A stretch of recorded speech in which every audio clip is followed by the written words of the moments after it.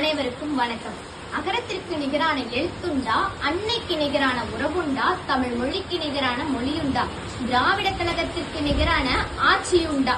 திராவிட கழகத்தின் தோற்றத்தின் காரணமாகத்தான் பெண்களுக்கு சம உரிமை திட்டம், பெண்களுக்கு 33% இடஒதுக்கீடு மற்றும் சாதி ஒழிப்பு போன்ற பல நலத்திட்டங்களையும் தீட்டி நடைமுறையும் படுத்திருக்காங்க திராவிட கழகம். என்னை கடலில் தூக்கி போட்டாலும் கட்டுமரமாகத்தான் வருவேன், கவிழ்ந்து விழமாட்டேன் என்று கலைஞர் ஐயா கூறியிருக்கார்.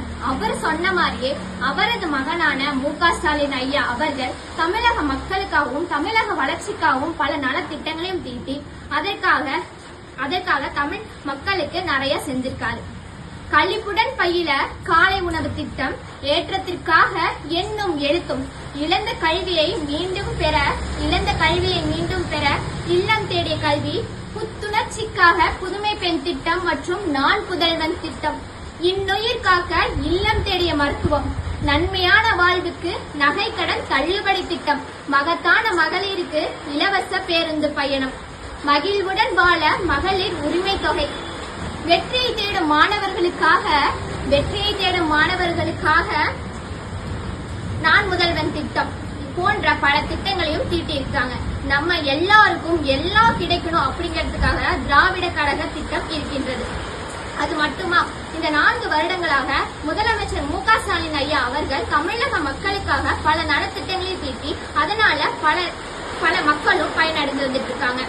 நான் என்று சொன்னால் உதடுகள் ஒட்டாது, நாம் என்று சொன்னால் தான் உதடுகள் ஒட்டும் என்று அன்றைக்கே கலைஞர் ஐயா சொல்லியிருக்காரு. அவரோட சொல்லிற்கேற்ப அரசியல் எதற்கு நமக்கு அப்படின்னு ஒதுங்கி நிற்காம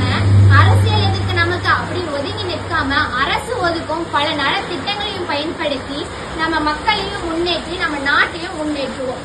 முத்துவேல் கருணாநிதி என்கின்ற மு.க. ஸ்டாலின் ஐயா அவர்கள் பல நலத்திட்டங்களை தீட்டியிருக்கார். அதனால அவரை அப்பா என்னும் அன்பான அடைமொழியுடன் அனைவரும் அழைச்சிட்டு இருக்காங்க. அது மட்டுமா, 2026ஆம் ஆண்டு மீண்டும் தமிழ்நாட்டோட முதலமைச்சராக மு.க. ஸ்டாலின் ஐயா அவர்களை தமிழ்நாட்டு மக்களுக்கு பணிபுரியுமாறு வாழ்த்தி வணங்குகின்றோம். நன்றி, வணக்கம்.